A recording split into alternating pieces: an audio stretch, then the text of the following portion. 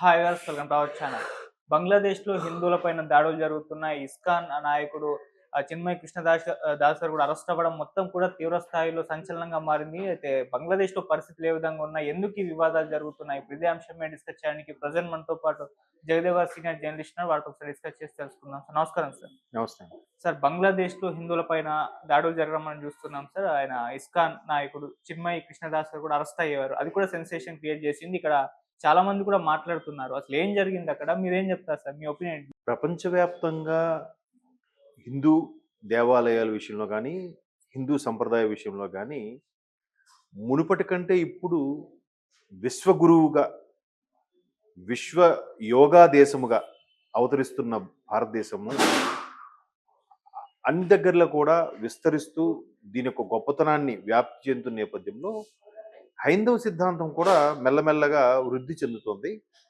ఒక విధంగా చెప్పాలంటే నరేంద్ర మోదీ గారు 2014లో అధికారం చేపట్టిన తర్వాత నుంచి ఇది కాస్త పెరిగిందని చెప్పొచ్చు. అంటే ధైర్యంగా హిందువులు ఉండగలుగుతున్నారని చెప్పొచ్చు.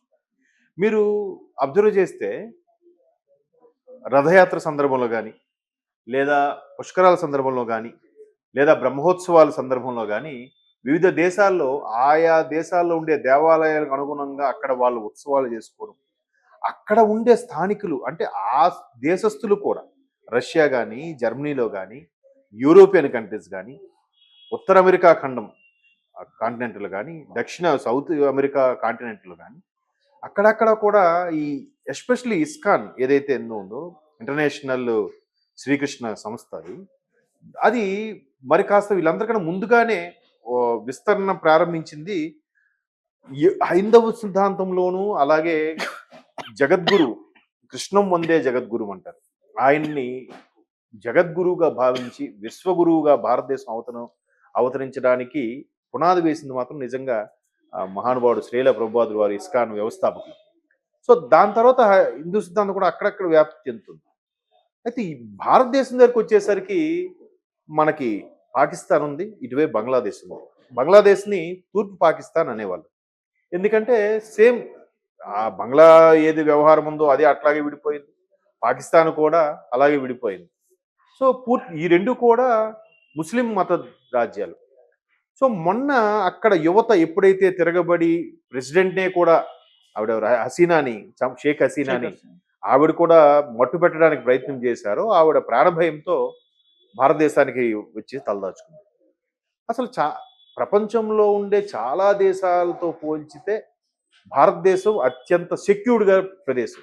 చాలామంది ఓవర్ యాక్షన్తో ఇక్కడ సెక్యూరిటీ లేదు, అమెరికన్ లాంటి వాళ్ళు లేదంటే ఆవిడెవరు సానియా మీర్జా లాంటి వాళ్ళు ఇక్కడ ఇది లేదు అని చెప్పిన సందర్భాలకి నెటిజన్స్ ఏ విధంగా ట్రోల్స్ చేశారంటే, అమ్మా నువ్వు ఇండియా వస్తే ఎట్లా ఉంటావు నీ డ్రెస్సింగ్ సెన్స్, అదే పాకిస్తాన్ వెళ్తే కంప్లీట్ బురకాతో ఉంటావు తల్లి, ఎక్కడ ఫ్రీడమ్ ఉందో ఒకసారి నువ్వే ఆలోచించుకో అని నెటిజన్స్ ట్రోల్స్ చేశారు.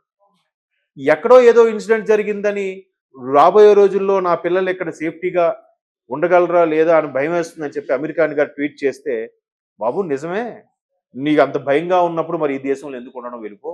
అది కాక తమలాంటి మహా నటులు ఒక అదే దేవాలయం ఏదో మన ద్వాదశ జ్యోతిలింగాలు ఏదో జ్యోతిలింగం వెళ్ళినప్పుడు చెప్పులతో వెళ్ళాడంట అక్కడ షూటింగ్ పర్పస్లో. మరి అది మీ సంస్కారం అన్నట్టు కూడా కొంతమంది ట్రోల్స్ చేశారు. అప్పుడులో మీకు బాగా వైరల్ అయింది, మీరు చూసారో లేదు. సో ఇట్లాగా ఉన్న దేశంలో కూడా ఇక్కడే సెక్యూర్గా ఉంది. వీళ్ళు చాలామంది సోకాల్డ్ దుబాయ్ వెళ్ళాం అలాగ ఉంది, ఇక్కడ ఉందంట, అక్కడ వెళ్ళండి, అక్కడ తోక జాడించిన నోటుకొచ్చిన వేసుకొని ఎక్కడ పడితే అక్కడ ఊసేయడం, ట్రాఫిక్ రూల్స్ ఫాలో అవ్వకపోవడం, సిగ్నల్ పాటించకపోవడం అక్కడ చేయమనండి. వాళ్ళ ప్రతిపత్తి గల దేశంలోనే ఉంటున్నా కూడా అక్కడ చేయమనండి, చేయలేరు.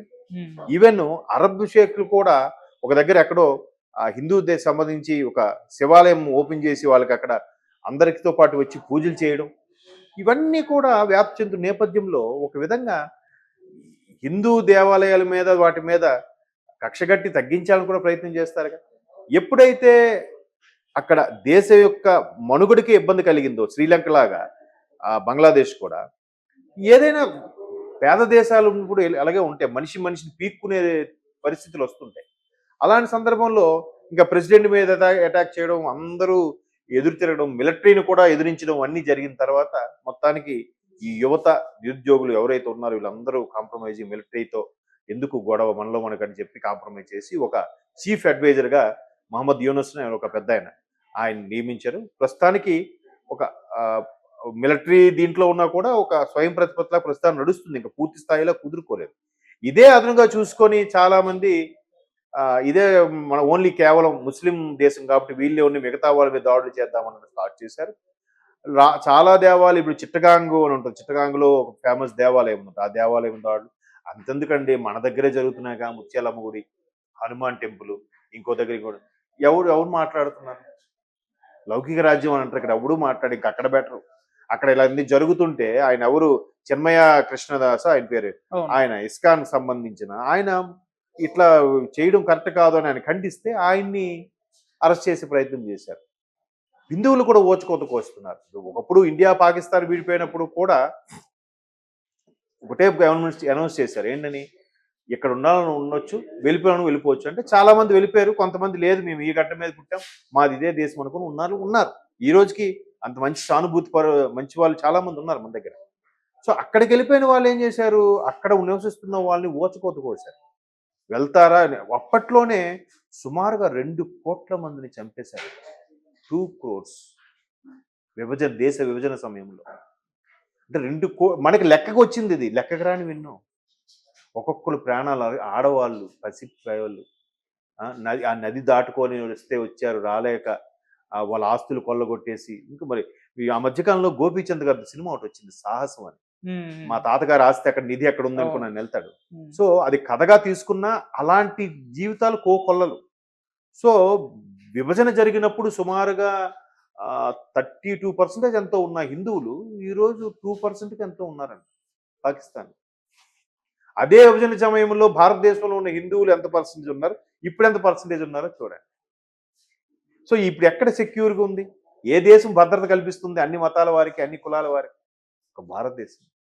సో అక్కడ కూడా అలా జరగడం వల్ల ఇప్పుడు ఖచ్చితంగా అందరూ కోరుకున్నది ఏంటంటే, పక్క రాష్ట్రంలో మన హిందువులకి ఏదైతే ఇబ్బంది కలుగుతుందో అది మీరు ఖచ్చితంగా ఖండించాల్సిన పరిస్థితి ఆసనమైందని చెప్పి కేంద్ర ప్రభుత్వానికి చాలామంది విజ్ఞప్తులు ఇస్తున్నారు.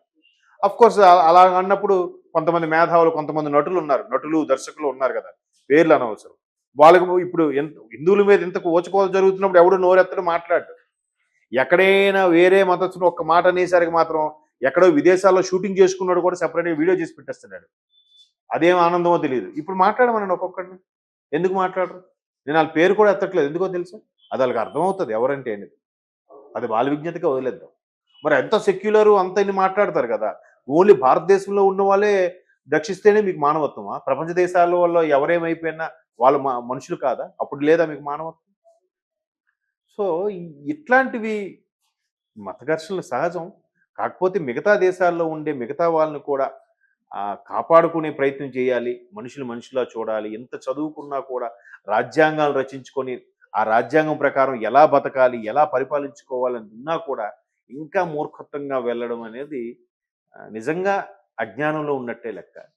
చూద్దాం మరి భారతదేశం అటువంటి వాళ్ళని ఆశ్రయం కల్పిస్తుందా, లేదంటే ఐక్యరాజ్య సమితి స్థాయిలో వాళ్ళకి రక్షణ కల్పిస్తుందా?